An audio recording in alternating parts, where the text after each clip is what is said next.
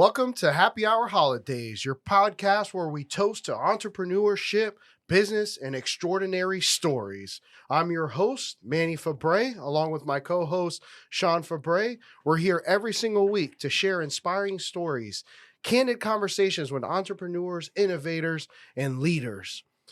Whenever seasoned entrepreneurs come on the show, we love to have, it doesn't matter if you're just starting a business or you're trying to learn more about the business. We love to give you information so that you can get inspired and maybe go start your own business. But remember, motivation is all about information. So the more you listen and get educated, the better off you're going to be. Today in studio, we have our main, one of our other hosts, Christian, and then we got three-time Pro Bowler, Brian Holloway from the New England Patriots. We are freaking excited to have you on here. First round draft pick, all Pac-10, first team. I mean, the guy was Stanford, a stud. right? Super Bowl. He went to the Super Bowl against the Bears. So we're super excited to have you on here, Brian.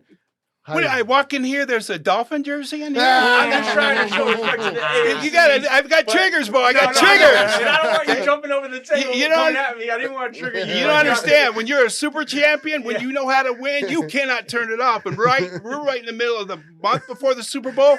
Bro. I sent 3 psychiatrists, 2 psychiatrists, because you can't turn it down. Okay, the power up, it's powered up. Don't jump over the table like I'm the judge. It's powered up. It's powered up.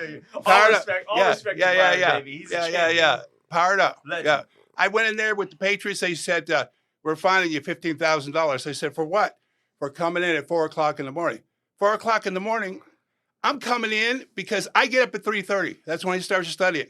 I need to get coffee. You don't have coffee open. I came back here, and I'm sitting here, and I'm studying because this is how much I study before practice. I always sit around and sit there and just slough out of my bed at 6 in the morning.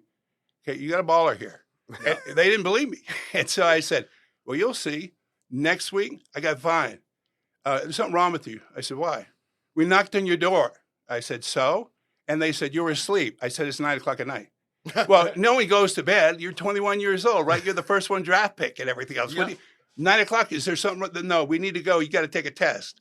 I said, have you lost your pick in mind? I go to bed at 9 because I get up at 3. Okay, so I can be ready to study for the day. That way I get advance on everything else. And they go, we don't believe it. I go, I don't care whether you believe it or not. I'm not here for you believe it. I'm here to win football games. That's that champion mindset. And I'm going to straighten some of you out because you don't got a weight room at your stadium. How you and the NFL team don't have a weight room? That'll make sense. Okay, I'm going to get you there. Okay, and I might sting a little bit when I come. But you might not like part of it, but part of it, it's going to call win. Because I only see one color. That's winning football games. You're telling me that when you first started with the New England Patriots, bro, weight room at their stadium? You had to go lift weights after. You had to find a place to work out. So not even a separate practice area for the Patriots. Bro. Gym. What year are we talking about here? I will knock you out. My history before I came in. 82? 81. 81, yeah. 81. Yeah, but the league was literally going through the change because the 10 years before, people weren't lifting weights. They were saying, oh, it would bind you up. I came from the first weightlifting generation. So when I came into the pros and I saw the players I was playing against, I was like, that dude can't bench 225. Oh, wow. Okay. I will grab them by their spindly little neck and snap it like a dry twig. Like, this is like, and so I was shocked. And so I said, I don't know about you, but it's a whole new world. So almost like Tiger Woods coming into golf. Changes the game by lifting weights, being faster, stronger, better. Yeah, I can't believe that though. 81, no weight room in the facility. Yeah. Hold on. Let me get you there. Yeah. Okay, Tiger, Stanford Hall of Fame. Yep. His picture is next to mine. Okay. There we go. So that's awesome. Yeah.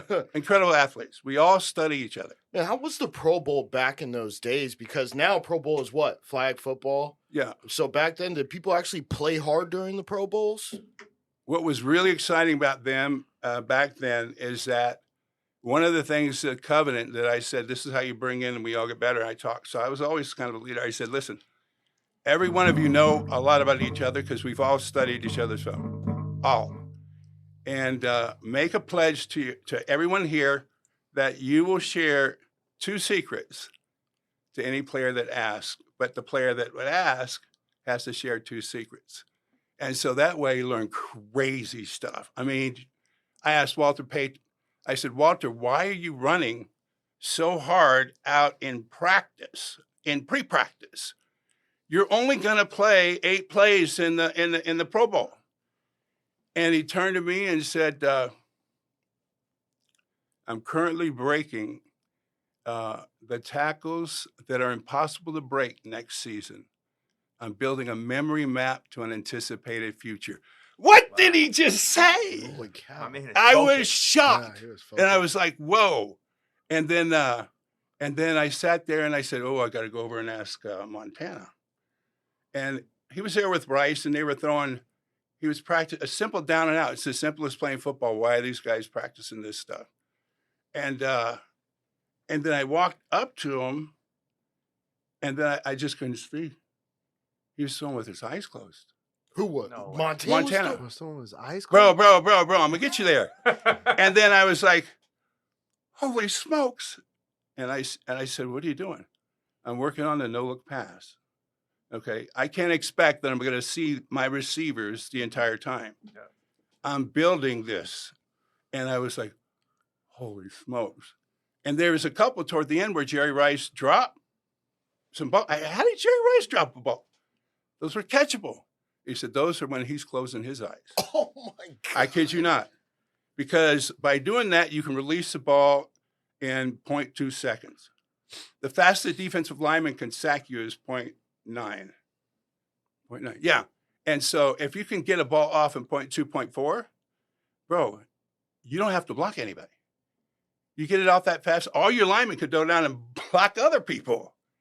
It's a crazy dangerous. There's only one quarterback that mastered it. Only one. Who's that? Joe Montana, right? No? Dan Marino. Of course you're going to say Dan Marino. Terry Bradshaw. Jim The Kelly. most brilliant, studied, genius. Tom Brady. Absolutely. Damn, I was gonna go Peyton Manning for a second. But you figure 7 Super Bowls. Let me get you there. Let me get you. Ho. Okay. Hey, this is why I've been hired by 475 Fortune 500 companies. This is why I helped build out Apple. This is how I built up the NFL. Walk in a room going, you got about 90 different value chains you haven't monetized. Brady I brought the West Coast offense, came out of Bill Walsh, Stanford. Okay. I helped protect this, little blonde-haired little kid called Elway. I was his blind side. And then I brought that into the NFL, and I taught it. You got to teach it. And so the coach at the Patriots was a guy named, oh gosh, it'll come to me in just a minute. You got me all, it's all football, it's Super Bowl. And he taught Brady. Brady would listen to all these conversations. Wasn't Bill Parcells? Okay, no, it was Dante Scarnecchia. Dante Scarnecchia. Oh yeah. Look back, it's history, bro. I'm teaching you now.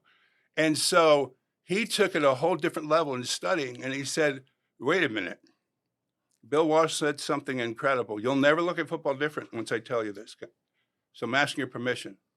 I'm gonna mess up your world. Do it. Okay, let's go. At a fastball, it's gonna sting. I want to hear it. It's going to sting. Okay. In the old way, Lombardi said you take these incredible men and you're going against those incredible men, the greatest athletes, and we're going to sit there and punch the ball in that hole. And that was their game plan. Okay. And so they prepared offense there's one hole. In Bill Walsh's offense, there's 27 holes on every play. And you open it up by the way the quarterback takes the ball and the way he moves. And you literally can take a ball, and Brady studied it. You could be looking at a defensive player and throw the ball, and at 2.2 seconds, he won't be there. The receiver will.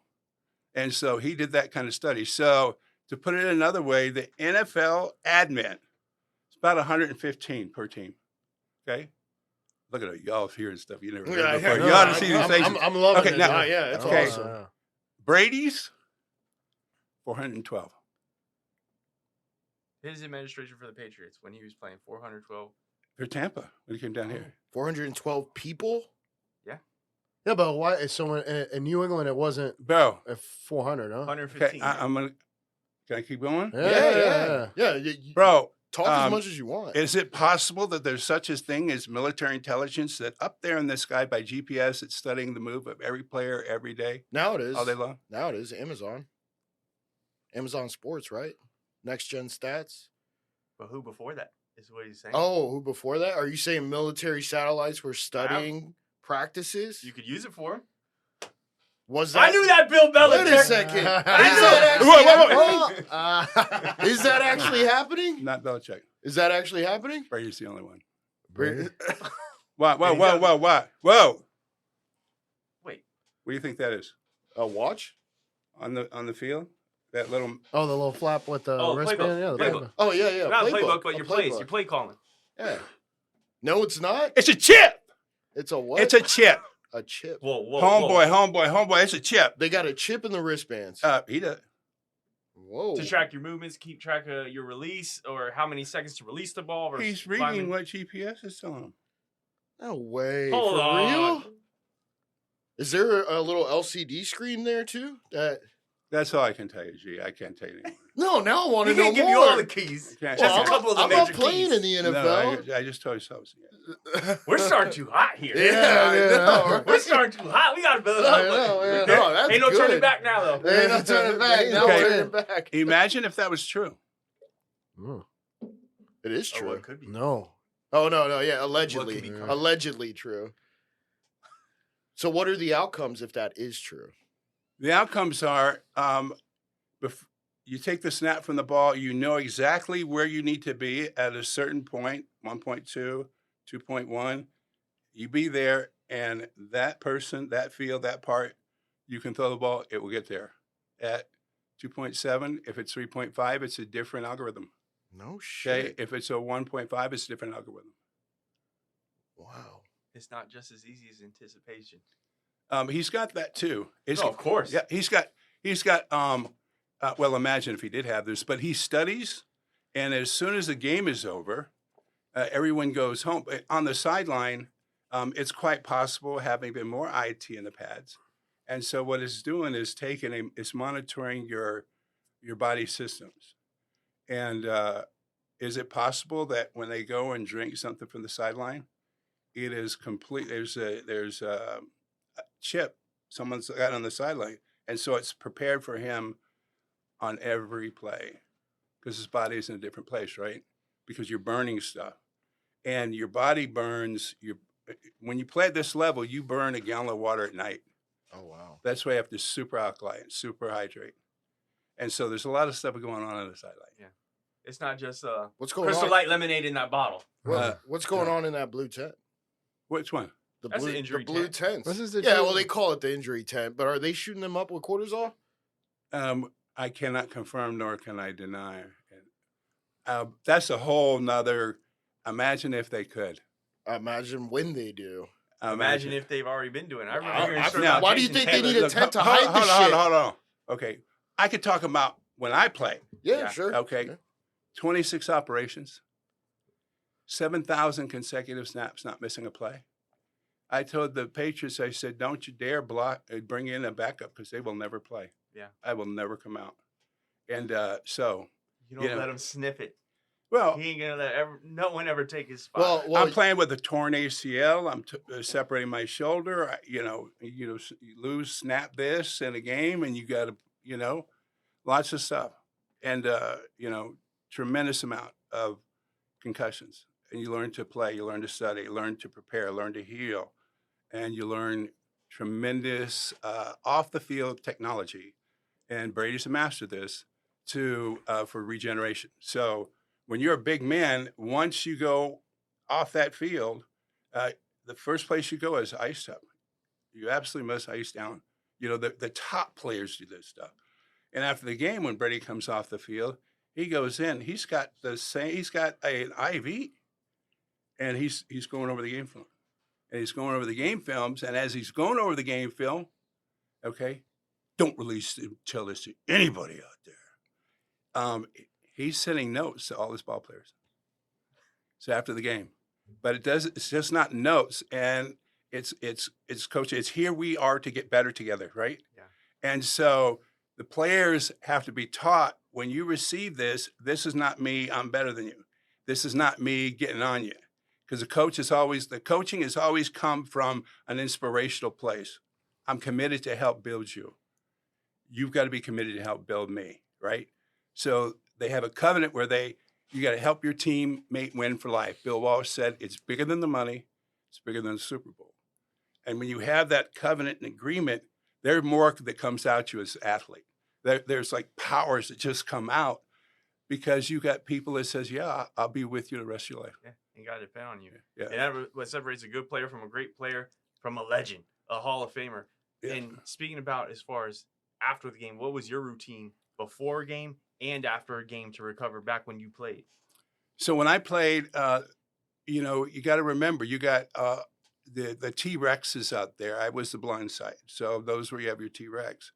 And when you come off the field, remember, on each play, I got to look at 5 different people, okay? And I've got to have the ability to find a way to block 1, 2, or 3. So, and you've got to be very athletic, got to be very tough, and you've got to be able to handle tremendous pressure.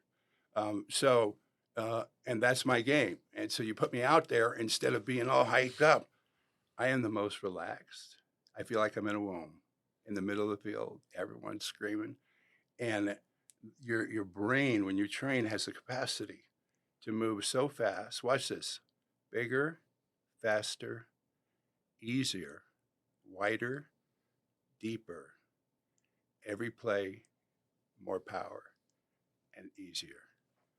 So you get to that space, everything is in slow motion. What the heck? Calm killer. Yeah. So like you react milliseconds. Well, of course, because I've already, in the off season, I've already studied this moment 1,000 times. So you're already studying it, like Sweetness said, Walter.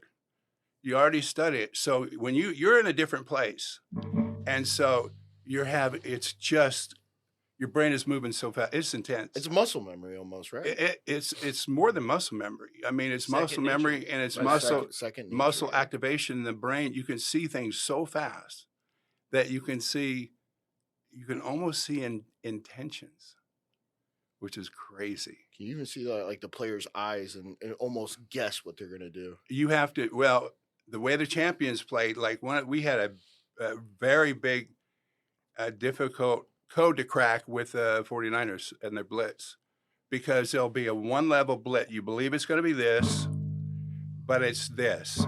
That's called a 2-level blitz. They had 3 and 4. It looks like this, and then, oh no, it's this, but it's this and it's that. Hardest ones to block. The 46 defense was that with the Bears, most complicated. And then I started studying, and then all of a sudden, Ronnie Lott and White, we were close. We were both came out of high school like bad boy. Yeah, and we were, when he was being in the 81 draft, I was one of the top picks, right? So Bill Walsh called me and called Ronnie. We were both on the phone at the 7th pick of the first round, and the owner said, "Well, I'd like to talk to you both," because Walsh knew me, he knew Ronnie, and the owner said, "Brian, we like you." They would not understand why I'd pick a blindside offensive tackle first. It's one of the most important positions on the field. And before we find out the rest of the story, we have to go to break here. Oh, we got 6 seconds. No. We'll be right back. No, we won't. Back. Yeah.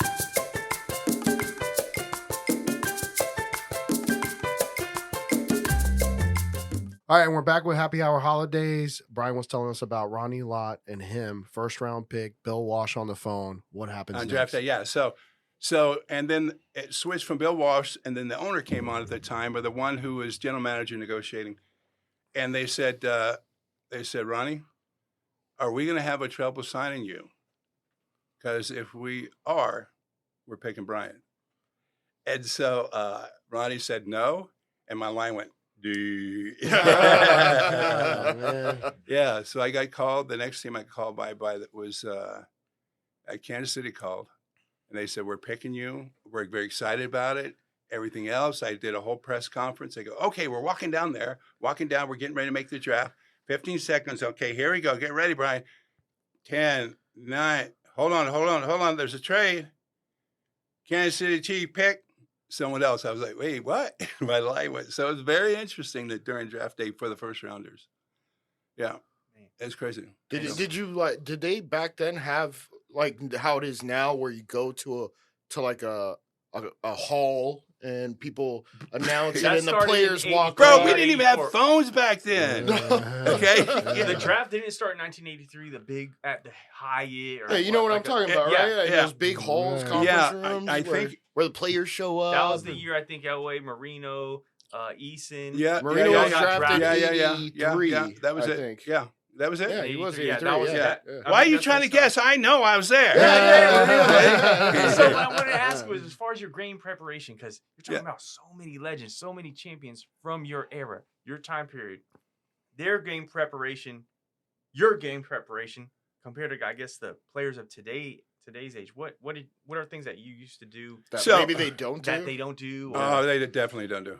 So, Whoa, but we were in the middle of the draft day. Oh, Like, you already. we can keep going. No, the draft. I wanted to know what So, happened because When it I was finally got Kansas there, City. Yeah, because Yeah, it was yeah. Kansas City. The Kansas phone went City, dead. yeah, and then so what?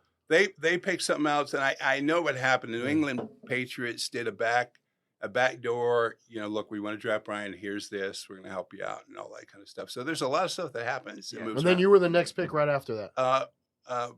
Well, He's 19th. Right? there were a bunch Yeah, of them. 19. There were a bunch of them that I was at Redskin Park. Because I grew up in that area when I went to high school, and so want to be a Redskin, all that. I was sitting in Redskin Park studying game film the day before the draft, and so that was before they had the the Hogs. Yeah. So the Hogs. The Redskins are the yeah. Hogs. Yeah. Oh shit. So and I would have been the first one because they go, here's going to build this story and all this kind of stuff. But then the Patriots. There's, like I said, there's a lot of moving around, and so the Patriots is the one that drafted me. But the Raiders wanted me. Madden was crazy about me because he saw me develop there with Stanford, and he also saw the way I played because some of the stuff. The average play is 7 seconds long. Okay, the offensive line for you to do your job, 2 seconds. You better be done in 2 seconds. Okay. And I sat there and asked just a question. What do I do for the other 5? I mean, literally, I sat there and go. Question. And so I started going down the field, blowing up people. And I said, I don't need a coach to tell me how to do this. There was no one to coach this because it hasn't been out there. And I said, okay, so I'm going down the field. And what was great about it is if I didn't even hit anybody, I knew I was blocking visual corridors. So that was going to disrupt the defense. Okay, you take 0.5 off of someone's speed, bro, that's a touchdown right there. And then also you get down there like you're about to hit somebody, and those DBs do not want me running into them, okay? What scares them even more is when I'm running downfield, near the athlete they're going to, the running back, they know when I reach top speed, I can't control this. I can't control 6'7", 350. Like, it could go off all crazy. And so they're like, whoa. And so, and then also by doing that, they're like, there's something, he's different. Because to do that on every play, you got to be in tremendous shape. There's no way you could be, see some of these fat boys out there. There's no way they could do what I do. Yeah, everybody was fat back Yeah, then. and Now you everyone's so in did shape. it, and you did it for Bo Jackson too, right?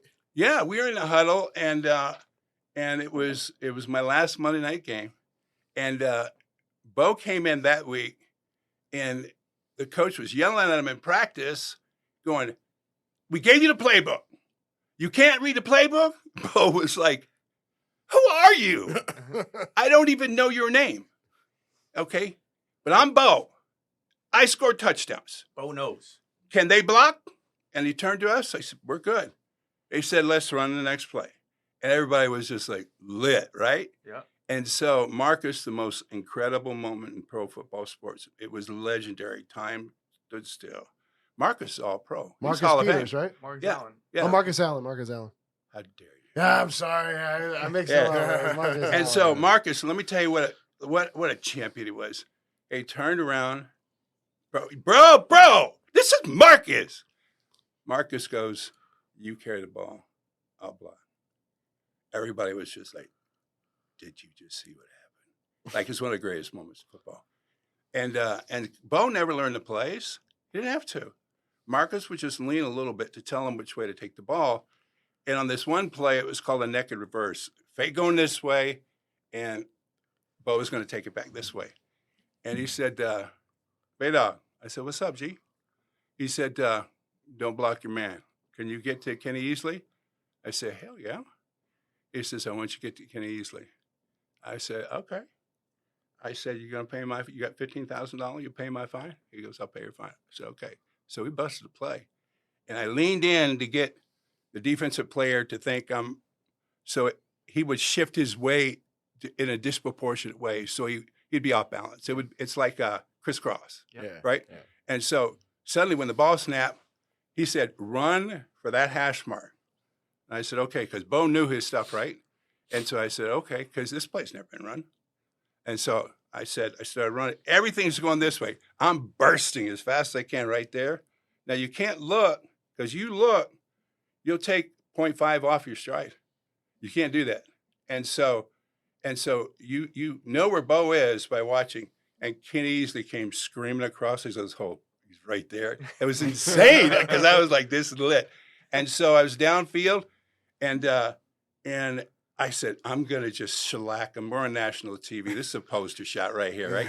And then I'm like, oh, Bo is already here, so it's changing. And so I jump and dive. And so you don't go and try to knock him. You go and try to hit like you're going for the feet, because that causes the arms to come down. And touchdown. Why would you get fined $15K for that, though? You're busting the play. You're making up your own play in the huddle, bro. You can't do that. You mean the organization was fining you? No. Yeah, I'd be fined by the club. Oh, wow. I didn't know they did shit like that. Oh, yeah. You can't you can't. Like I said, I got fined. They thought I was sitting there going out all night. I wasn't. I was getting up early. Oh, wow. You got fined for staying up, going to bed early. There's something wrong with you. You're drinking. Or you're doing this P test. I go, no, I'm a champion, And so they were like, what's wrong with you? And there's women and all that stuff out there. I go, they couldn't believe this guy was so committed. Yeah. They're like, no, you're doing drugs. Something's wrong. Yeah. No, why are you going to bed at 9? Why are you waking up at 3:30? No, this guy's doing drugs. Okay, bro, I'm in college, right? I'm in college and I'm working, I'm studying, I'm putting in 20 hours. So a champion, that's what we do. And so, could you imagine going to college and football? I mean, you're popular. There's a lot of social life. There's a lot of activities. You can get as crazy as you want. A lot of opportunity. Okay, watch. I went out 3 times. Good for you. Entire career. Because I was like, I'm about this. Yeah, you were committed. I'm about it. To the next level. You saw a higher purpose in your life is what you saw. Well, you're like, partying, that's all cool, but maybe once I retire, I can do all that shit, which you still didn't do. Yeah, partying is not cool. No. That is absolute way to sabotage your life, your future, and dreams. And your success, yeah. At any point. Like, you're going to do that? What are you doing? Why aren't you doing something to improve yourself today? Okay. I get in front of groups and they go, we want to know about sell and how to do this stuff. We're getting there. And I said, pick your 10 greatest phone calls that you would want to make one day and list them right out. I said, okay. And then I go, okay, now pick 5 of them. Okay, great. I says, we're going out in this hallway. Call them all. And they're like, call. I said, call them all. I said, call them all. And it freaked them out because I just shoved them out there. And I go, why couldn't you do that? I don't get it. You got to want it that bad. And when you realize that that's possible, it changes the game forever. Changes. It's an idea. It's a moment. And that's how fast things happen in football. Oh, yeah. So that's how you learn it, right? And so when Jerry Rice dropped those balls, he was like, his eyes were closed, learning to catch the no-look ball. And he wasn't it. But Brady would come in and he trains his receivers. Okay, get ready. So you don't even look. You just go like this. It's there. There's no argument, right? Tom Brady is the GOAT, right? Oh, by far. By far. Okay. Because there's some people that claim that it was Bill Belichick, and I think I thought it was Bill Belichick. I think until Bill he came to the Belichick Bucks got and proved exposed. himself. Okay. I think he got exposed. Oh, he's about to be gone. He's already gone. It Done. was He's already gone, Bill Belichick. 24 years. It was Bill Belichick. Now everybody knows that. I didn't realize it until he came to Tampa Bay. Okay. When he came to Tampa Bay, I was like, wow. And the He's Patriots He's did the not real make leader. this. Yeah. Hold on. Okay, when he came here, he told the offense, "You report to camp a month early, and you're going to train with me." And he would go, and when he'd be at facility, he had this whole place designed, secure, that he would take the ball players to, and he'd go, "This is how we go. I'm going to teach you. This is how I talk. This is how I Really? coach. Come in here." He told the center, "This is how you need to do this." And the center, he says, "You got to. This is the diaper you're going to have to wear, okay? Because if a little bit of sweat hits my hand, it'll mess up a ball. Can't do that. But I want you to start training on that because that takes it. You got to have a lot to be able to do that and go, oh, you know? And so that's altering someone's game." And he just taught players, and he said, "This is what I'm going to do during the season. I'm going to send this stuff." And so he'd walk them through. You're going to get it, and this is what it's going to look like. My job is for all of us to get better, and I do this for myself as well. And on every play, we call the play in the huddle, and he installed this. If you see a guaranteed touchdown, okay, all of you carry the game ball. I'm not just a quarterback. You're obliged to call and tell me and check the play. And they were like, whoa. So all of a sudden it got real, right? And so they learned yet a higher another level of play. And so by the time they got into camp, it was completely different. And even as receivers, teaching them how to catch in a new way and how to be disciplined. And the balls he's going to throw. There's balls he can throw that you cannot intercept. You cannot intercept. It's 1 foot off the ground, and it's 2 feet out of bounds. Okay, and he explained these type, and he changed the name of these calls, and then and it helped them understand how we're going to go and take this game down, even to the point where you go. One of the things that I told them to put in I said, listen, we have the top offensive line. Let's go, and we're going to run. It's going to sound stupid. Run the same play until they stop. If we get 4 yards or more, you just run that play again. And we went up to the Seattle Seahawks, and we ran this play 74 times. Holy shit. Okay, they had the ball. We had the ball 49 minutes of the entire game. Their offense only was on the field for 11 minutes. It was crazy. That had to have been hard on you, though. How hard on us? Yeah, we're 49 minutes on the field, right? If you're not trained Well, okay, yeah. and you're a little wussy, yeah, it's hard. I like it. But, I like it. But this is what we do. And if you have your teammate next to you and he's like sweating or he's just having a hard time, when you go back in the huddle, you got 7 seconds to help them get together. And you have code words you use, and you look them right in the eye. And you'll be able to say, you're so close, you know the way to trigger the courage, the commitment, the confidence, the strength, and then to release. It is a power. We call it a passion of the playmaker.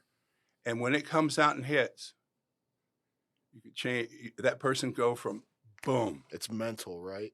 Absolutely, everything's right. Mind over matter. Well, you got to train it. Yeah. That was going back to what Christian was saying about when it came to. Well, that was at like the beginning, right? Mind over. no. Well, let's say, mind over matter. So your generation versus today's generation, as far as game preparation, as far as even after your game and what things you have to do, you specifically, what are some of those things you did, and what do you think that they don't do nowadays? I mean, back in your days, that half the guys you said didn't even lift weights. What are they doing? Drinking beer after the game, just partying? They're going out partying, and I go, how could that even make sense?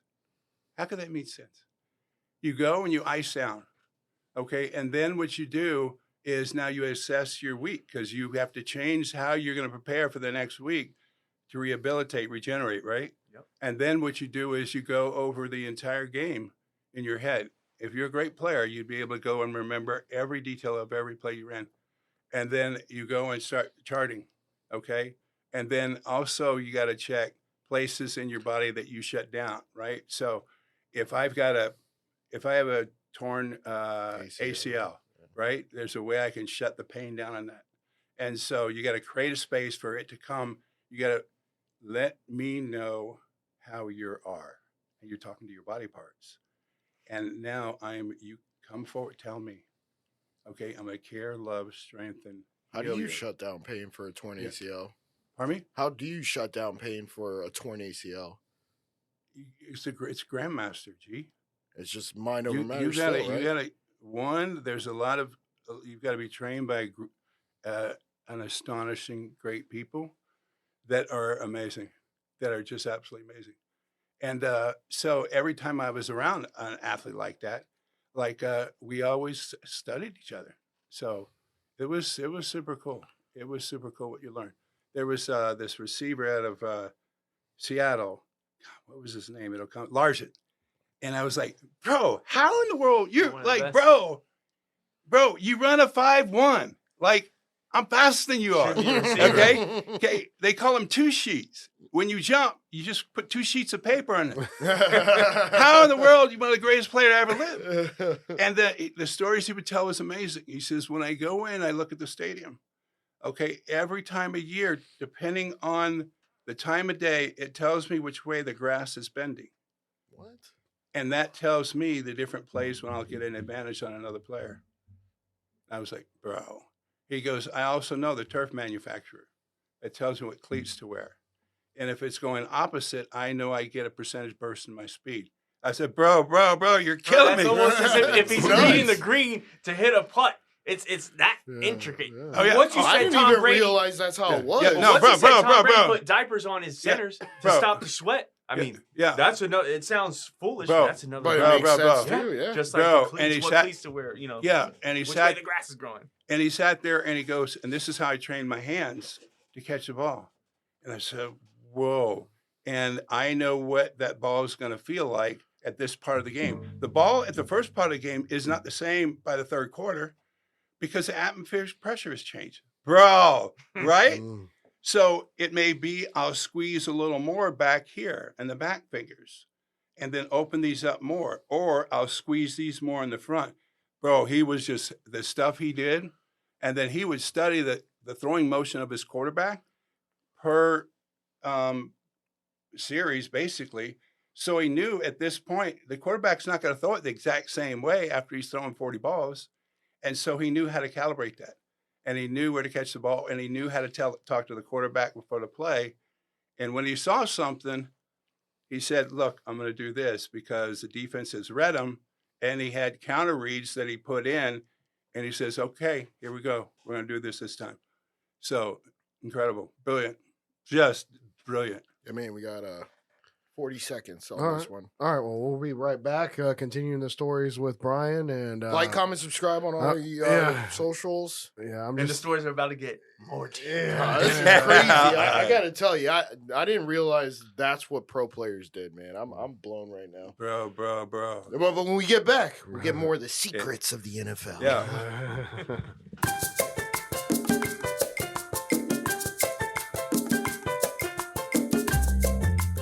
And welcome back to Happy Hour Holidays. Make sure you comment, like, and subscribe. We're having a hell of a story. We all love football. Football is what drives life every Sunday, Monday, Thursday, and now Saturday. And we got super wild card freaking weekend. So I'm super excited about our Bucks. Yeah, we're going to a Bucks game, too. One of the Bucks game dressed up as pirates, and they're going to burn those Eagles down.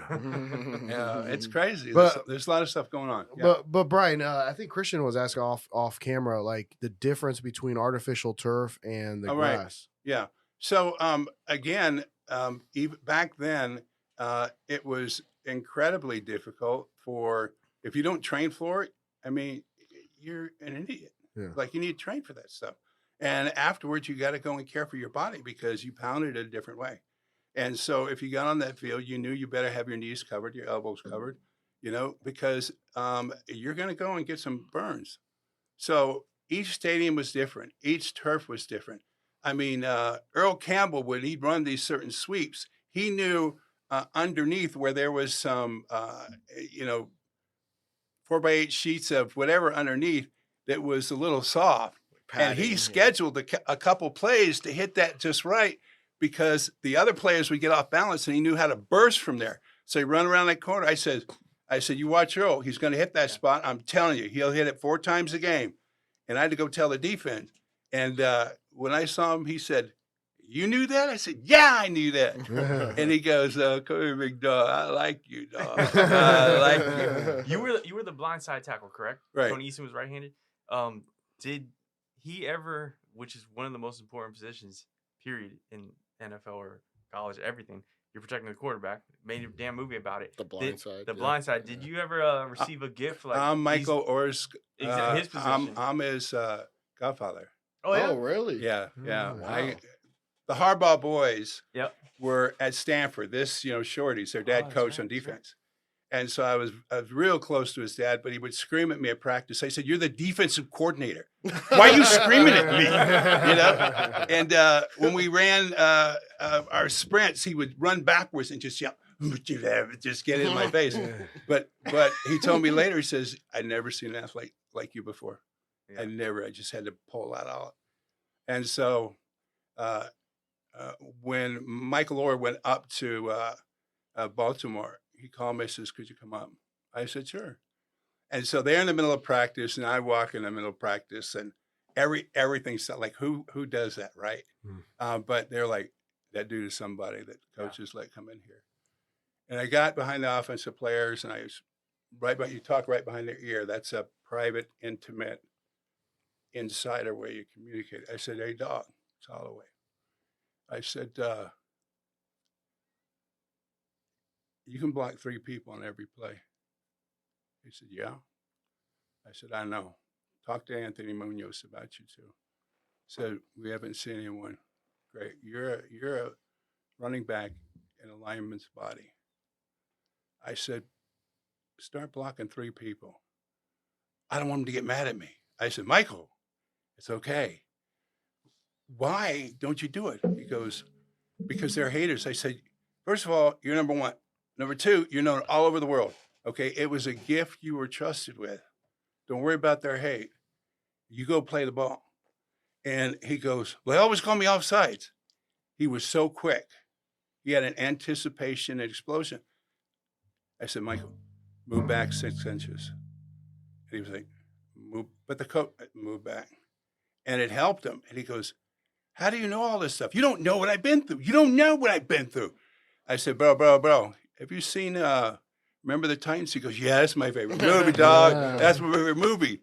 I said, "You know how they were preparing for the big game?" Yeah. With Coach Boone? Yeah. The big man they were talking about? Yeah. That was me. Oh, shit. Okay. My name's been all over the world many times. You're trusted with this gift. And we became very, very close for years. And I just, wife and I went to his wedding about 4 months ago. So anyway. That's awesome. So yeah, you got to be there's different incredible capacities that if the players don't know that exists and they don't know how fast they can go, we're like, "No, hit the trigger." How come you were never a coach, man? Why? Yeah. Are you kidding me? No. I'm gonna go sit out there, right? Question. Okay. I told Michael Orr. You're so insightful. No, he said this. He said, how much do I owe you for this? I said, "You can't afford." And he goes, "Yeah, I can." I said, "You can't afford me, G. You can't afford me." And he goes, "I can afford you." And I said, "Michael, I would ask for a game check. That's more than I made my entire career. I want more than that." He goes, "What you want?" I said, "A game of spades where I destroy you." And a big smile came on his face. I thought you were going to say 2 bottles of champagne for your wife. Yeah, no. Big smile. And he said, "What?" I said, "Spades. I'm going to play a game." And then all his handlers were coming over. "What did you want?" I said, "He wants to play a game of spades." And that was the beginning of our friendship. Been a great friendship for many years. So you were also the vice president, you said? The vice president of the league, yeah. Of the league? Yeah. How did you fall into that? Because Bro, I was just trying to play football. yeah, that's what it sounds And like. so I talked to Gene Upshaw because I didn't know he was the executive director of the players, and I knew him from when he was at the Raiders. Brilliant guard, holy smoke, smart as a whip. had an didactic memory, can remember every person's name, every moment, all in his head. And so I said, I want to see the collective bargaining agreement. Look, it's 800 pages long. Is what we do. Look, I want to know. That's the contract that I want to know. And they go, okay, if you want, here it is. It's 800 pages. And I said, I can read 800 pages in a day. Okay, I'll be back tomorrow. And he's like, next day I come back. I said, bro, did you read this page? We don't have the right to have a second medical opinion. We don't have a right to see our medical records. Bro, this is illegal. This is illegal. You guys didn't see your medical records? What are you going to do about it? He said, make you the vice president. There you go. So, Vice president of the PA? Yeah. And that's when everything with CE was going on. CEI? CTE? CTE, yeah. CTE was yeah, going on. no, it's still going on. Are Yeah, you it's still saying you going on. had to take the word of the team doctor? That's what it sounds Not like. get a second No. opinion. Okay. You had a concussion, whatnot. Oh, you're fine. Just a Hold little on, bang hold on the on. head. exactly Let what me it let me sounds get you like. there. They don't spill that, bro. They have done more than they've ever done before. Their consciousness and commitment to player health is as high as it's ever been. But back then, I mean, it just wasn't. They didn't give a fuck back Well, then. it wasn't really part of the game, you know. It did change the game, though. It changed the game of You what. can't land on quarterbacks. No, I mean, what the anymore. game is back in the 80s or 90s to what it is today is different. Absolutely changed the game. Yeah, Yeah. of course. I mean, it's better for obviously for the players. person, Yeah, the person, you know? Yeah. Because So- you can't go high either. But anymore. it did change the game as far as entertainment wise. Well, again, the game will always be spectacular. There always will be shock and awe. There'll always be incredible moments that you could not believe. There's always, and the game is incredible. It's sports entertainment. And then when I was in the booth with Madden, because he wanted me to broadcast with him, and he goes, "Look, come on, I'll just show you all along." And so I'm riding with him, and again, you know, he had a particular, you know, love for the linemen, and so he was setting up everything, and he says, "You got to tell stories and all this stuff." And he sat there and said, "Put this thing in your ear so you can hear the whole game, so you can hear the producer." I said, "Okay, cool." And so he's setting up his thing. He has 4 screens here, and he has pointers, 3 that work with him. So they're pointing to the stuff and all the notes while he's calling the play, or if they see something interesting out there. And so as I was listening, which would shock me, the producer go, "Call a penalty. Stop the game. Call a penalty." I said to, "What just happened?"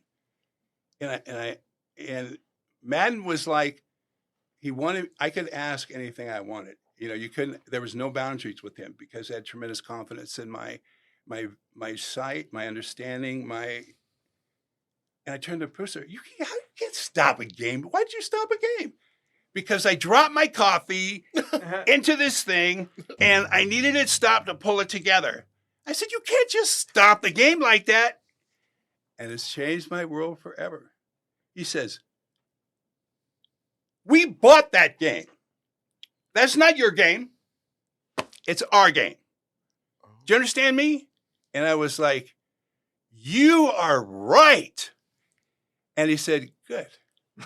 Let's go. So the NFL is scripted. It's not scripted. Here's a question. You just said that they Here- just a yeah, producer. exactly. That's what you're saying. Here's a question. Okay, so we were talking about how the game changed, and especially nowadays, and I get it. I think they talked about it. The quarterbacks are they're the star of the show. What the hell? That's why you move too much, bro. Just So talk look. into the mic. These quarterbacks nowadays, they're the star of the show. You need a great quarterback, I guess, nowadays to keep the fans tuned in, to keep the fans at the game. So they're like, don't hurt the old precious quarterback as far as the unnecessary roughness, roughing the pass or whatnot. But you know what's crazy? Back when you played, whether it was John Elway, Warren Moon, Terry Bradshaw, Marino, Terry Jim Bradshaw, Jim Kelly, Donovan. they used to McNabb. get smoked. No. No, that was before. No, that was that after. was 90s. after. That was Smoked. Smoked. Not every play, but how come they seem to always show up? Hold on, though. How come they played more games back then when they would get smoked compared to They nowadays? didn't play less games back then. No, man. They started more consistent, not missing any we got game. prima The donnas stars, now. Dan Consecutive Marino, snaps. Jim We got Kelly. egomaniacs. Bro, That's what- they didn't miss bro. any games, and they used to get knocked the fuck out. Bro. Painkillers. Compared Okay. to nowadays, Hold on. everyone gets injured every other game. Hold on. In the Pro Bowl, we all get together and talk. Yep. Okay. And we put the list together of players you don't hit. Quarterback was number one. Dan Hampton, knees, had 14 surgeries, couldn't even walk. And they put you can't hit him. Everybody said, okay. And then there's some players who go, you need to bust them in the teeth. What the fuck? That's kind of like what Sean Payton was doing. Yeah, with the targeting, right? yeah. No, was it Sean? No, it wasn't Sean Payton. Yeah, it was Sean Payton. Could you imagine if this was true? It sounds like it's true. You don't know with this guy. I know. I You're know. not saying it is, Honestly, and you're how not come it saying seemed it like the isn't. players of back then who used to get hit harder more often seem to be a lot more tougher than the players of today? Are they just stronger, because we're faster, prima better donnas today? now, man. We're We're prima egomaniacs. donnas. Yeah, well. Definitely. Well, Definitely. Do you not get this guy's personality yet? The players now, their job, there's some that are deeply committed to win at the highest level. And there's some that are deeply committed to win, but they want another paycheck. And by making just one more game in a point in their career, that could be a difference of $5 million. They got bonuses too. So, Bro, that gets crazy. You just watch, okay? When the Seattle Seahawks were on the 2-yard line and they were playing the Patriots, right? Yeah. Okay. Was that Butler? Okay. And so they got what's his name? Marshawn Lynch. Marshawn Lynch. You know, Marshawn Lynch got 5 yards You can't to stop. play before. You can't stop him, right? You You can't stop. Okay. But hold on. Good job, Marshawn had a bonus of $5 million if he scored a touchdown. if he scored the touchdown. Okay. Ooh, Hold on. That's why. Hold on. Okay. 5 million. 10 No one's turning Hold down. on. Seattle might. $10 million if he wins the game. $10 million, dog. They threw Bro, away a bro. You want a Super Super Bowl. Bowl trophy or I'm not finished yet.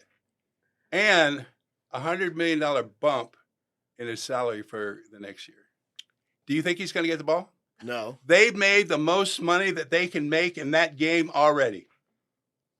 And they didn't have to win it. And you're going to throw it to receiver? Which one you're going to throw it to? The one who has no incentives in their contract. Wow. Damn, this makes more sense. That's one way to look at it in a Yeah. business aspect. No, But- no, I don't No, mind no, it, this is bro. going back. I think he that's just got the only Russell way. Wilson. Russell Wilson. You're telling me Russell Wilson is going to purposely look at the receiver making No, least he was amount of told money. to He was make told that. to. He was told Or to you get do a that. fine for not fucking following the Bro, play. you don't get Or it's bro, so scripted that they Bro, were but- expecting yeah, an but- interception. Like you say, bro. And they- No. The and they- receivers know he's trying to jam the ball Roger in there. Goodell's Hold on on, the hold phone on, with Butler. on Yo, purpose. Hold on. Russell Wilson's going to throw it to this Hold guy. on. Intercept it. Okay. Quarterbacks have an ear. Yep. Okay. The owner can talk to that quarterback any time during the game. I thought it was just the offensive coordinator. And Come on, quarterback man. coach. Come on. Let's Wow, get you're telling me smarter The here. owner? Let's get smarter Hold here. on, my man. You're telling me the owner can talk to the quarterback? You ever seen Ricky Bobby? Yeah, come Yeah, on, Ricky bro. Bobby. He's like, Dale, take out Newman or whatever Yeah, it was. That was the exactly. owner. Bro, football's the same fucking way. Yeah, all the sports is the same way. Nah, I'm just kidding. Nah, I don't. No, The owner's talking because to we the we quarterback. talk about this all the time, we man. talk about it all the time. They went from nonprofit to sports entertainment. The WWE sports entertainment, AEW sports entertainment. I mean, bro, it makes sense that it's that high level that we don't even know. And I know it blows your mind, Christian. Listen, Jerry Jones is not hitting Dak Prescott up in Probably the is. game. Absolutely not. Probably How is. many voices do we have in your fucking He's a helmet? general manager. Come on, get real. Yeah, How many voices he's do you have in your GM. helmet during each play? You don't need each play. Yeah. He shuts off. He pushes the button, turns off the head coach's ability to communicate with Dak, and says, "Dak, if you don't do this, you're fired." Listen, in a fantasy Throws the land, game, wins $10 it million. sounds real. I'm not saying you can't do it, but get real. That doesn't work. You'll get fired. It's like there'll be a bump in his check. Yeah, bumping his check. Hey, Here's an extra 100,000 for listening. $100,000 ain't gonna do it. $1 million?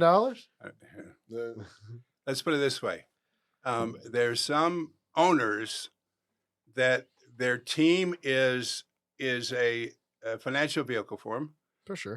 and what it does is allow them to get into bigger global transactions, and so their job is to fashion the team and their record to maximize their global transactions. And you can get there's someone out there, owners possibly, if this could exist, that they'll get a 10% bump on or a 5% bump on the price of oil, and they'll get to buy it 5% cheaper.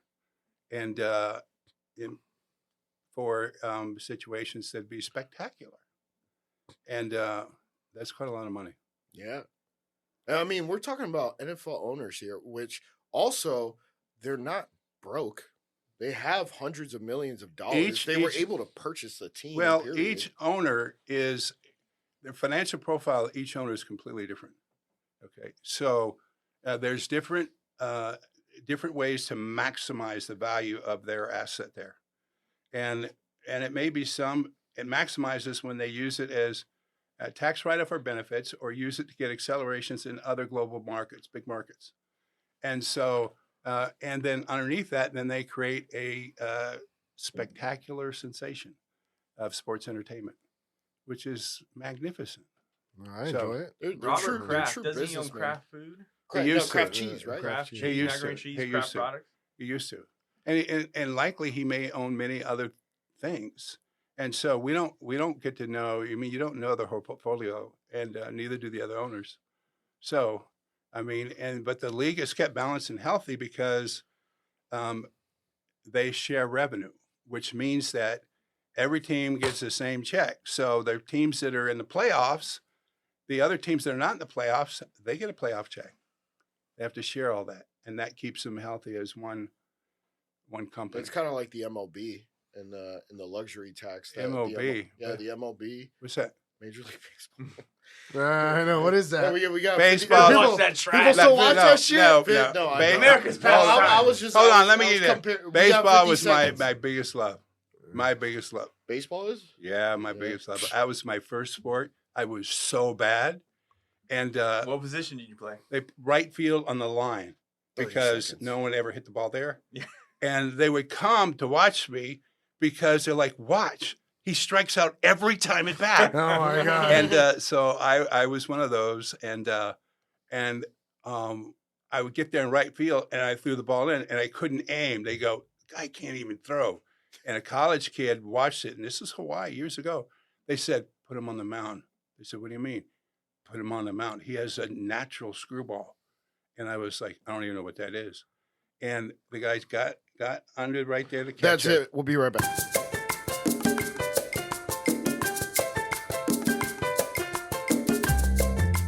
And we're back with Brian. I know everybody, is intrigued. I know I'm like stuck there because I love football so much. But tell us about the journey into the NFL when it came to, earning your position as a rookie. I know your first round draft, they expect you to start as a blind side. Tell us, from the person who was there in the line to taking his position and now being the starter. Well, let's get from Churchill High School in Potomac, Maryland to Stanford. Yeah. And so I'm out there, and it's the first time I see people my size. I've never seen before. I was like, whoa. And so I was recruited as a defensive lineman. And so I was lined up in practice, and it was not going good. And knock came on the door. Bring your playbook. Coach wants to see you. We're sending you home. I go, bring your playbook. We're sending you home. You're not sending me home, and I'm not opening this door. Bring your playbook. We're sending you home.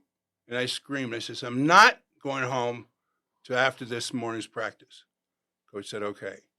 So I got out in practice. I was like, burning inside. And so I lined up, and they put me on defense against their first rounder at the time. His name was Gordon King, and he was 6'6", and he was, 350, and I was 6'7", 240.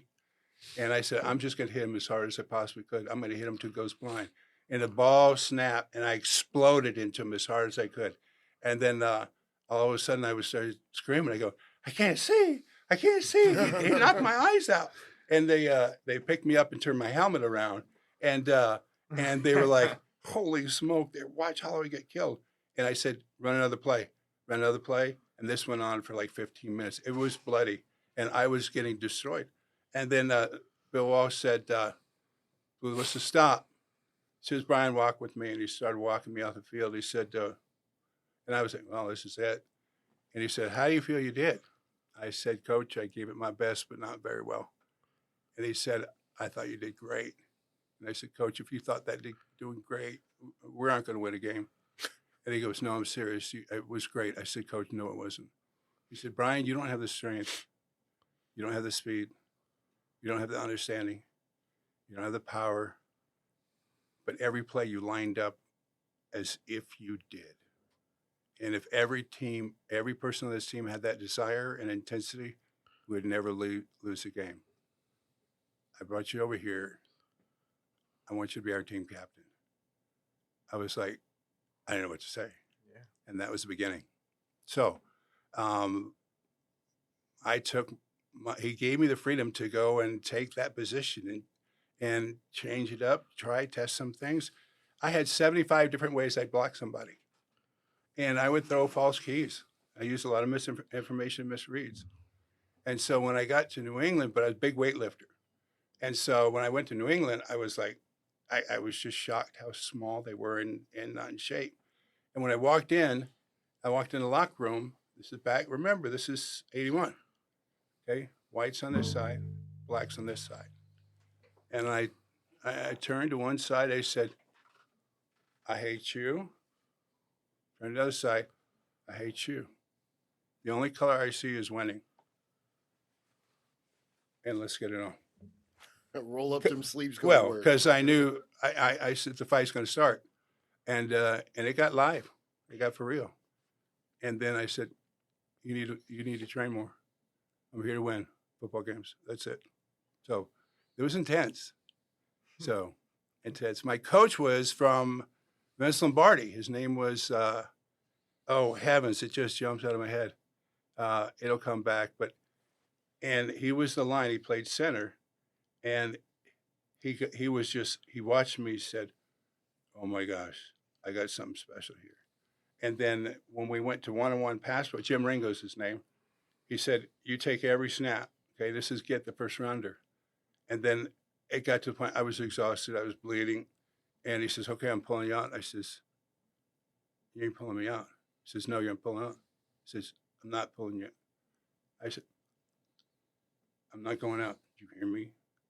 I will kill you. And he was like, so I ran a couple more plays, and all of a sudden, right, beast level came out. And he walked me off the field.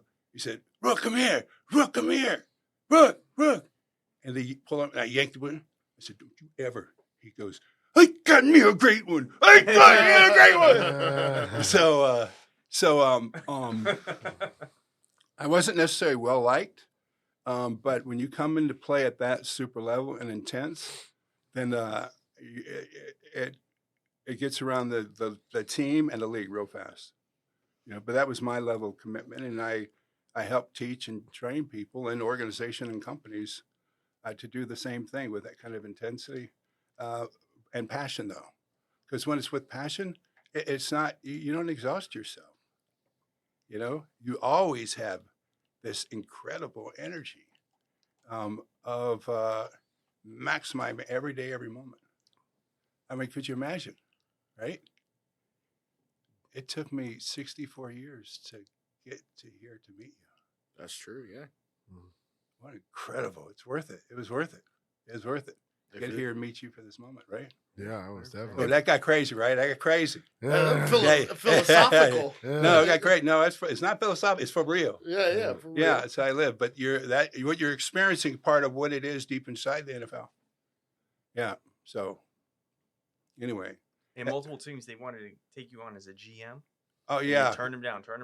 Yeah, no, you're more than just a player. Jeff Lurie wanted me do it at the Eagles, and I just go, I said, listen, I got to get to know you, and I get to know your level of focus, because this is quite an experience coming into owning a team. And so he said, no, I love it. And he goes, no. And then I saw him a month and a half later for our next meeting. He was like, man, I can't believe it. I'm a star, and these things are good. I love this stuff and everything else. I go, I'm out.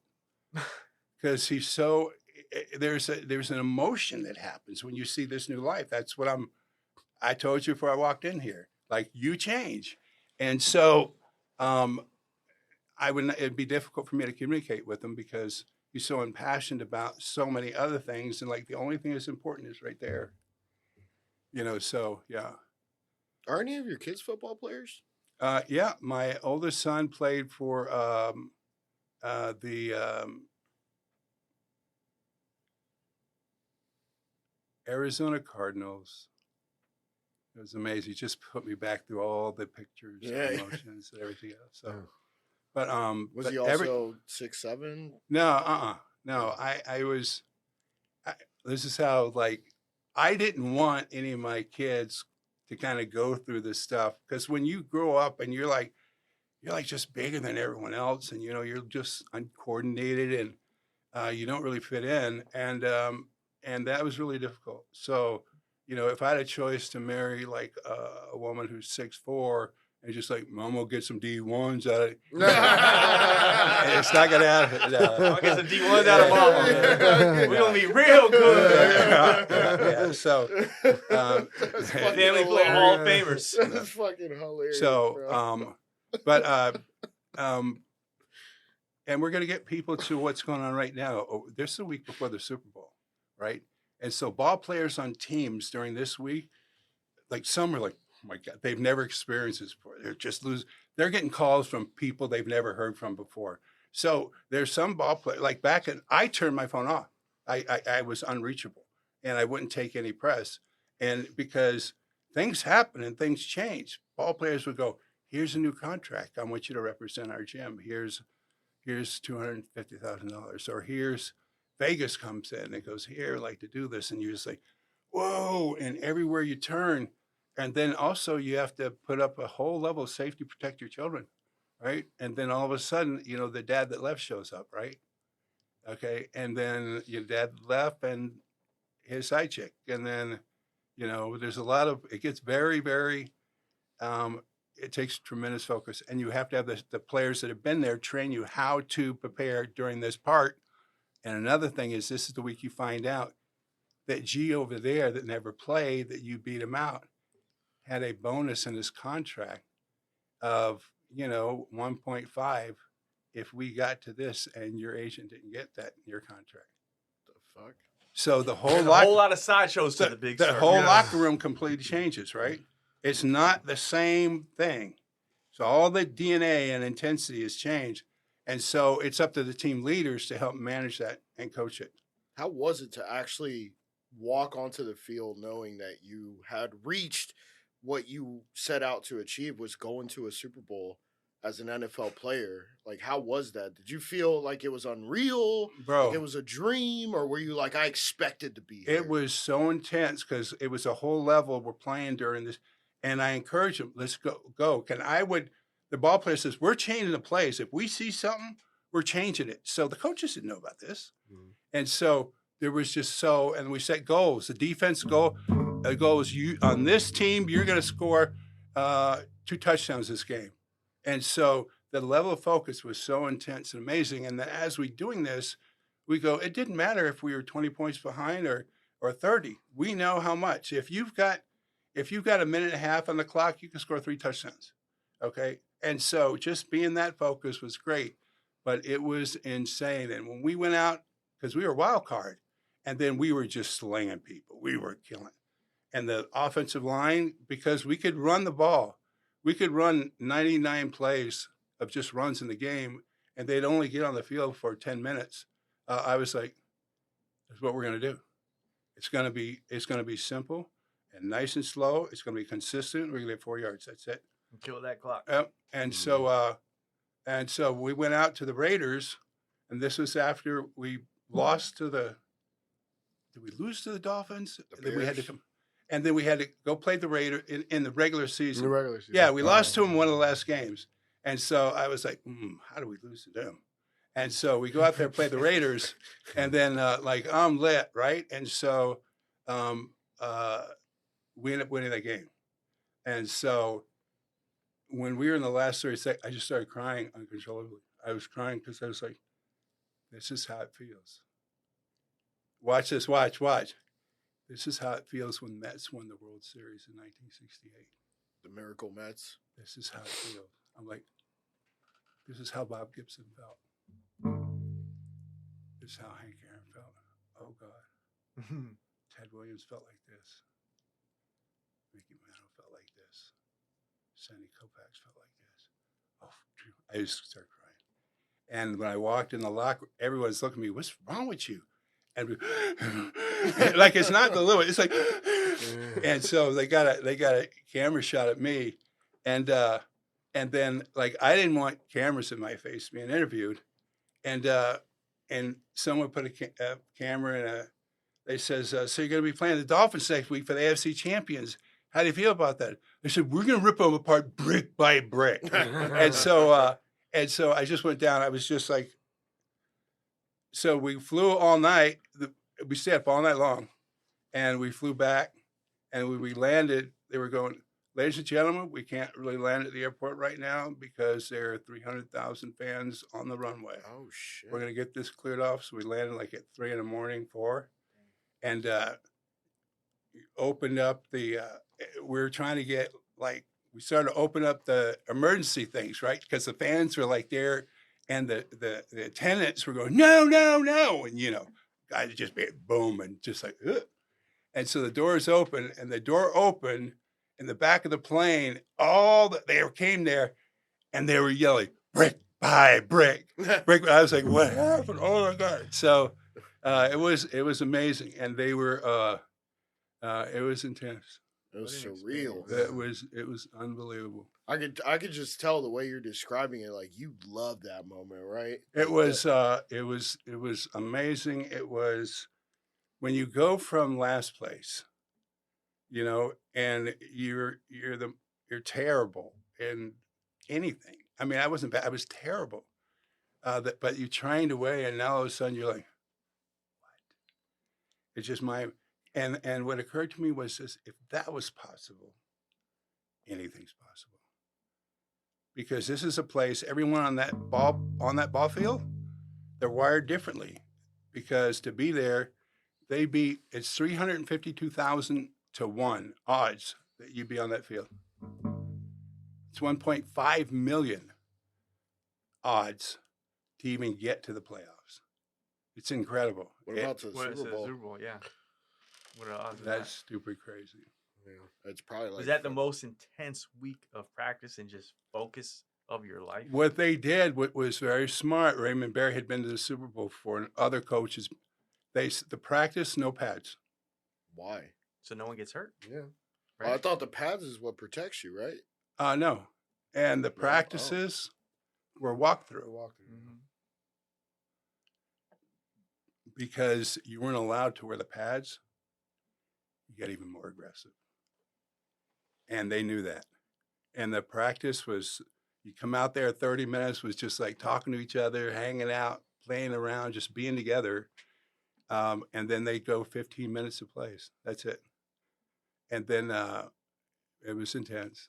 It was really intense. Because by that time, you know what you have to do. You Yeah. just have to execute it. Yeah. Well, yeah. You should at least, I right? mean, you're a whole year in. Your regular season playoffs. You I made mean, it. Super You Bowl. made it to the Super Bowl. Yeah, You should know your team inside I out. didn't know about those side shows. I would never thought about, oh, that's when you find out this running back who you beat out. Well, his agent was better than yours, and he gets a $1.5 million that's a bonus boy. just for making it. And that's when you realize, man, I should have had a better agent. It Yeah, well, was- you also got to ask the question: what was the guy's salary too? Though you know, Well, if again, the guy's salary it was was- way less, well, you know, I see why that. like, incentive is thrown in gosh, linebacker, the name will come to me. Like his salary, he was making $350, was quite high that time. And Steve Nelson, and then they found out he was making 1.5 in bonuses. It freaked everyone out because you got Andre Tippett, right? He's a Hall of Famer, and he was making, you know, what, 75. So it was like, it was different. And so at that time, you couldn't just sit there and go and renegotiate because there was no free agency. Gee. Yeah. There wasn't? No, bro. No. That's why all bro. these teams were such incredible I- teams and stuck together for years. That's one of the things I helped build out in the collective bargaining agreement, the free agency agreement. Holy shit, man. Yeah. I was one of those guys. Because as long as I've been alive, I've heard of free agency. You remember Buffalo? I've been alive that Buffalo long. Bills, Jim Kelly, Andre Reed, Thurman Yeah, Thomas, yeah, Bruce Smith. yeah. There was no free agency. They Yeah. had to stick together. They at the end of their contracts, they either got re-signed by the Bills So did or that happen in the 2000s? Now hold on. Right? So when USFL, how much time we got? I got to finish in 5 minutes. 1 minute and 42 seconds. Trump called me. He says, "We want you to play for us at USFL." Oh shit. He tripled my salary. What'd you say? Paid Trump. Yeah, what did you say, though? And triple my salary. Patriot had 24 hours to match it. And I was like, I'm out. And Patriots matched it. No, Wow. that's how you know you're fucking good. yeah. When the team you're, or even an employer for you people out there, because that's what I used to do. I used to bring job offers from other companies, and I'd go match it or I leave, match it or I leave, and they'd always fucking match it. But if they don't match it, you have to be willing to leave. That's the key. We got 1 minute here.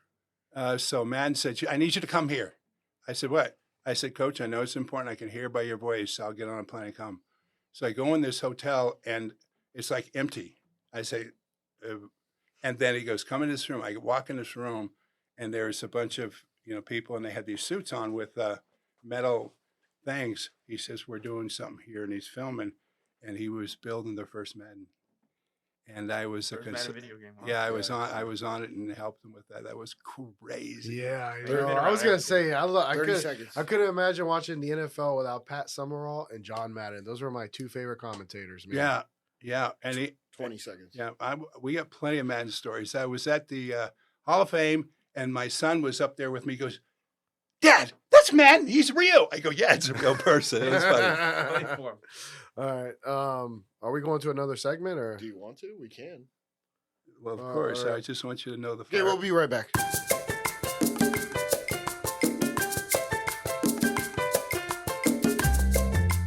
Welcome back to Happy Hour Holidays, and nothing against everybody else out there that we've had on the show, but this is one of my favorite guests that we've had, Brian Holloway. Brian, what's one of the best battles in the trenches? Well, as a blind side, I'm a line against Hall of Fame Alley. That's what it's called. You're going to get Too Tall. You're going to get LT. You're going to get Randy White.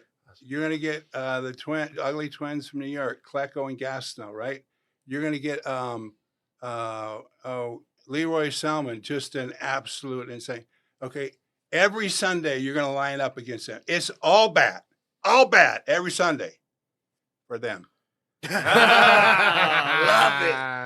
it. So the baddest player you ever went against Because they got is who? to line up. What? The biggest, baddest player you ever went against in your career. Who is it? I just named them all. Those are Hall all of Fame Alley. Hall of Fame Alley. Okay, you get you hit Bruce Smith, very, very complicated and difficult because he has different tempos he'll use during the game. Gifted athlete. Reggie White, there's no one that could hit so many moves. There's a move progression. So if someone does this move, I know what move 2, 3, and 4 are going to be in every ball player except him. He's the only one that could switch and do. And so it was very difficult. He was unpredictable. He was unpredictable, and you had to be, you can't be swept up in, because he talks like this when you're lining up against him. And after every play, he goes, I'll say a prayer for you. And it's all, That was Reggie White? That was Reggie White. Bruce Smith. No, Reggie White. Reggie White. but it's authentic. I mean, that's authentically him. So he was a good dude. So good. Yeah. So What about LT? LT, Yeah. I lined up against him 300 plays, got by me twice. That's called an ass. That's called. You can curse on the Yeah. podcast. Yeah, I unless don't. you don't I want to. Mm. Oh, That's okay. called No, butt it's whooping. only The a- tail It's called end. butt whooping. That's butt only in the whooping. life. Yeah, butt whooping. He was so gifted, and he was so fast. He said, "Why do I need to run those plays? Why don't I just go and tackle football? And the coach said, and he would break the play. So the other teammates had to learn to, the other linebackers would recall it. Once the ball snapped, they have to change the call to cover up what he vacated. And the coach said, you better be right. And he was. He just went to get football. This was LT that you're talking about, right? Heck yeah. LT. Yeah. But I he was didn't just know gifted. LT He could that. run. He was a 4.3. 4.3, but he played 7 seconds of football. Okay, there's very few players that do that. You go down, I guarantee if I had to say anything to the Buccaneers, I'd take all the players and go, when you play 7 seconds on that play, you put 1 point down and see if I bet you $10,000, you can't get to 15 in one game. 15 seconds. 15 times where you played Full play. 7 7 seconds. seconds. The full Okay. play. 7 seconds. Yeah. Because if you do that on 20 plays of the game, you will be the most valuable player. Yeah, no, he was super talented, and a lot of players like him. I liked remember it. hearing a story when he was in Tampa, Super Bowl against the Bills. Bill Parcells trying to wrap up practice. Oh no, we're gonna stay a little longer, go over things. He goes, Bill, I got a tea time at 3:30. I'm leaving here whether you wrap this up or you keep going. So you might want to wrap it up. He didn't need that extra practice. Well, the Giants won, right? They won. They won. That's LT. Michael Jordan and LT, they love their golf. It takes a gifted coach to coach a player like that Yeah. and not disrupt the whole team. You treat your stars like stars. No. and your players a little differently? No. You need to. There's a way you have to teach it because you cause all kinds of disruption on other parts because you got other ballers on the team too. So a great coach knows how to keep that balanced. A great coach. But aren't great players naturally just coaching themselves for the most part and holding themselves accountable? The great players are always looking for what's the next secret. So great players are talking, learn, how did you do that? I want to know. Tell me how you do it. Tell me how you tape your hands. I asked Mike Webster. I said, tell me how I studied you. How did you tape your hands? Because he never wore gloves. And he showed me. I was like, what? It was in the Pro Bowl. And so me and him were very close. We studied each other a lot. And he could sit there and he could determine if Bradshaw, they're going to run 110 plays that game or they're going to run 75 just by his tempo coming out and lining. He could change the speed of the game. He was very smart, strong as a bull.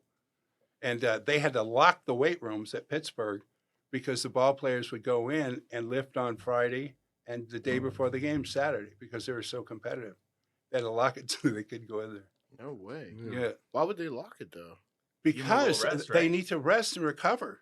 So you get Webby go in there and he's doing reps with 1,000 squats and go, look, number one, I rock you. He goes out in the field, he can't move. Would you lift weights before a game because you were a different type of athlete, Or would you? lift weights? You don't Right lift. before- No, you would be wow. mindful enough to rest You no matter don't. what. You don't lift after Thursday, and you don't go hard. You do. Yeah. You do legs early in the week, but remember you're doing that. But you're also training the part of your body that's broken, right, or hurt, right. So you got to rehab that because you can't. A defense, one that studies well, they'll pick that up right away. That's why when I had to cut this off, I put on a prosthetic. I built one. So it looked like I had all my hands because a defensive player see that, They're going on the right side. it's going to be, they all know how to take that down. So How many surgeries, injuries did you have? 26 operations. Yeah. So with JPP, it affects you, right? I mean, not JPP was- Jason Pierre. yeah, Paul where here. he blew off the With the two fingers fireworks. with the fireworks. Yeah, it looked like. I mean this, that right? that obviously. I haven't trusted fireworks since I've been 13 years old.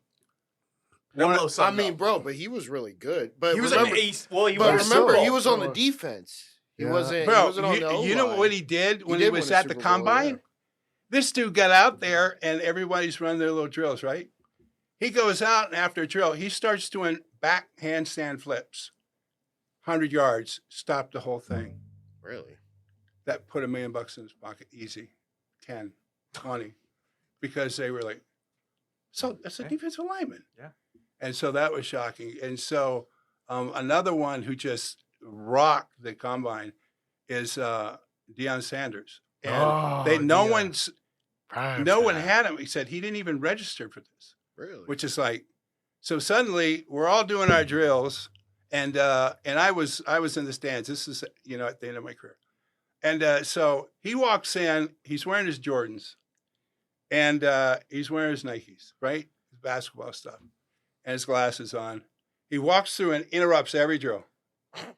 Walks down to where they're doing the 40, turns up the stand and go, "Get your clocks ready." The guy was getting ready to run the 40. He says, "Get out of my way." Okay. He runs the 40. He said, he runs the 40, and he doesn't stop. He says, "You get that?" He says, "Yeah, that's right."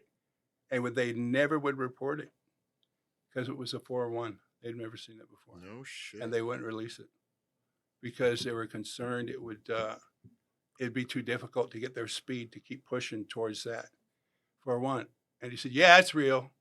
That was it. Man, to be that cocky, that young, It's not. He's confident. to be that confident, The that man young. played 2 4-1, sports, man. two games in the same Damn. day. It's not reported. Bro, I was he'd take off on a helicopter and fly over there to the stadium and line up and go back. Well, that was when he was on the Braves and the Falcons, right? He did 2 games in one day, MLB games. I thought Yeah. you played It wasn't Cincinnati Atlanta, Reds. Cincinnati Reds. but he also played for the Braves. Yeah, it's easy to do. I mean, it's not. I mean, We Bo were Jackson playing, did we were it. playing baseball. I mean, But Bo Jackson, Deion Sanders. yeah, I Bo think was those were the 2. by far, and the Hall of Famers would tell who knew him by far. No one had seen it before. Like when he run, you'd have to focus to keep blocking and keep focus because you just want to watch. It's just you've never seen that before, and you just know. You know, when you see 4.1, 4.2, and that explosive and acceleration, it's like it's the most amazing thing you've ever seen, and like holy smokes, right? So that was incredible. But Earl Campbell had size and speed. I mean, maybe not 4-1, 4-2, but I mean the size was Earl's a whole different universe. Yeah. Okay, that's the iconic part of.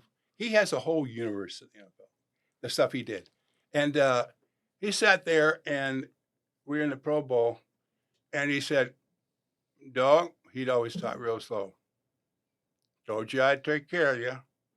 And out of his backpack, he pulls big rolls of skull for all the ball players in the team. Because Like dip.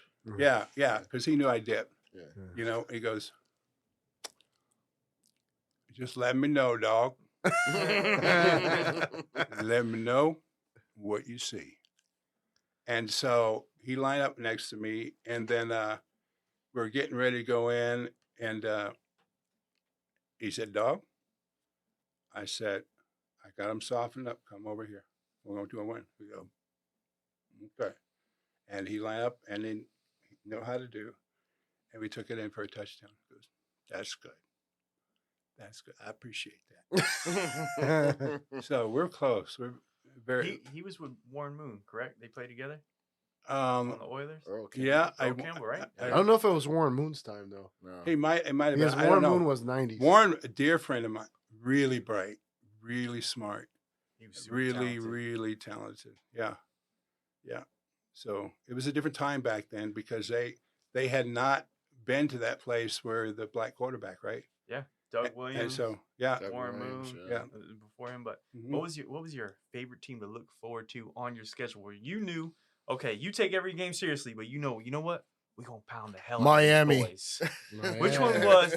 Listen, I mean, the listen, Bills Miami were had big time, Marino, but Bills okay? were big time then. But back in the AS, or maybe your division, Well, or, definitely you the know Jets what? were the whole run-through. NFL. Oh, no, The no, one game Joe you're like, Namath. you know what? This is gonna be a great, Jets never won anything. confidence building No, but the game. Jets had Joe Namath, right? It's an I don't easier know if team that to was play around against. that Was time. there one was like in the during that 60s. season? Or during that Do year? I have to say it? Yes, Yeah, you do. yeah. The Buccaneers. You can say No, it. no. The Okay. people want to know.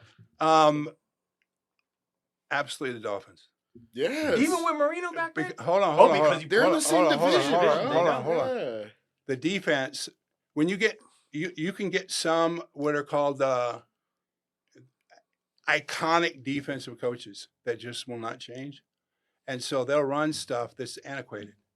And so if you have that on the team and that person has so much brass and balls Yeah. and connected with the head coach and the owner, that's what they're going to run. And they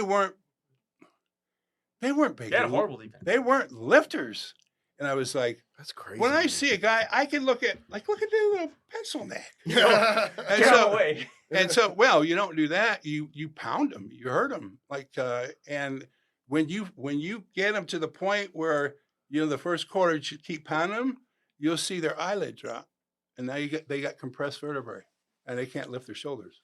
And so you keep boom, boom, boom, boom. And I apologize that I don't mean that to be aggressive, but it's a violent game. It was your job. It was what we did to be. And so just pound them because you can't if you aren't in condition and you aren't a big weight lifter, you cannot stand up against the heat coming off the line. Jimmy Johnson was the coach back then, right? No, Don Shula. Shula. Not Shula. Yeah, you're a Miami Dolphins fan. Back in the day, G. This guy knows history. Back in the day, G. Shula was back with the in the Dolphins day, from G. 72 all the way to fucking Before 72. I forget what year, but 72. before 72 all the way to 1997. I didn't know 6, Shula maybe 96, coached and that Jimmy long. came in. I thought Shula just was like, you know what? Perfect season. I'm done. I didn't realize he went for another decade. Yeah, and so that really held them back because just the cockiness of coaches and players not taking it serious. It's how do I call it? It's like this person is a defensive god. This is how it would be. And it's not going to change. And that's what you have to do. And so and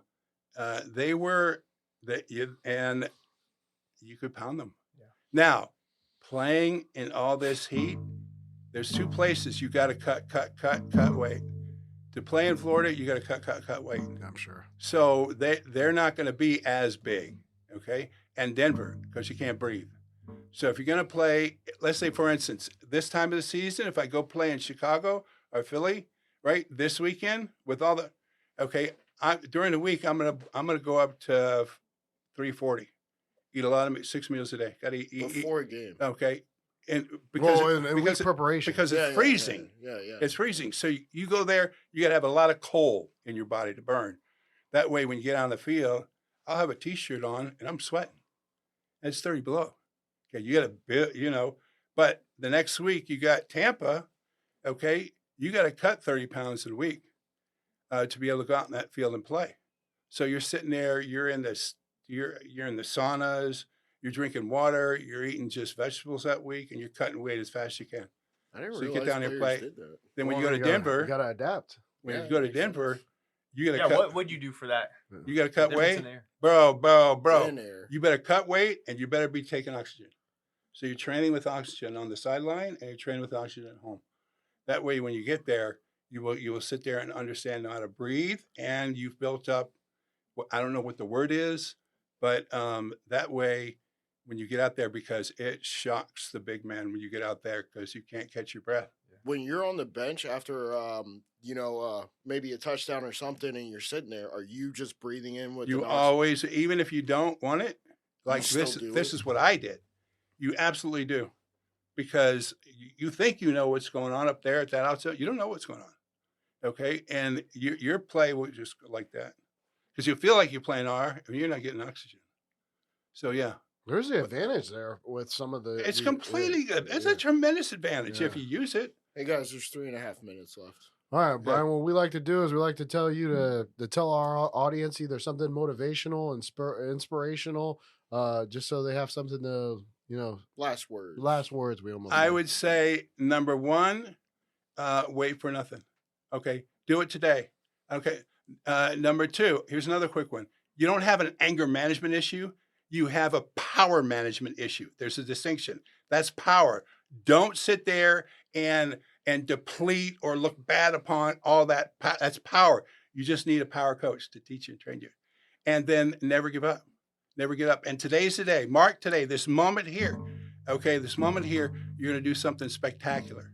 And it doesn't matter how much time you fail. Okay, I failed more than anybody. The reason why I'm here is because I didn't quit. I didn't quit. Don't quit. Don't quit. Don't quit. Don't quit. All right. So where's the live by, baby? Okay. Don't quit. Be number one. Yeah. Yeah. Thank you so much, Brian, sir. for being on. Shake and bake, baby. Shake and shake bake. and bake. Brian There Holloway. he is, dog. Big dog right there, man. Brian There it is. Holloway. Yeah, let me show him the other one. The 3 versions. That looks of like the Brian Infinity Holloway. There we Gauntlet. are. Got the man right there. Let me see that playbook. Let me see that Yeah. playbook real quick over here. Dude. Are we allowed to even show it? Yeah. Yeah, it don't matter. Well, thank you so much, Brian. We really Well, it's like appreciate you 2 coming on minutes, Happy 2 Hour minutes. Holidays. Guys, this episode's going to release here in probably 2 or 3 weeks. No So we're really shit. excited to release it. Please like, comment, and subscribe. And, thank you for tuning in. BrianHolloway.com, bro. And BrianHolloway.com. You better log on. BrianHolloway.com. Follow him on all his socials. Yeah, follow him on social. Yeah. Do you have anything you want to say as far as like Yeah, you still socials got- or you still anything? got a minute 40. Just BrianHolloway.com. You'll .com. see it right there. And when I was building that website, I wasn't, quote, I'm not a running back or quarterback. And I wanted to build a broadcast platform. This is back in the 90s. And I built a long scrolling website. And that's one of the things that Steve Jobs said, that's amazing. What are you doing? Why did you do that? And I showed him. And I said, you build it. You don't let them ever press a button up there. You keep unfolding it bigger, and more enchanting. And so if you see the scroller on the Apple, holy smokes, you mean tell me you had something to do with it? Bro. Chill out, bro. We'll always remember Brian. Bro. Great time having you, Brian. I'm sure there'll be many more as well. All right. Awesome. Well, guys, thank you for tuning in. We'll see you next week.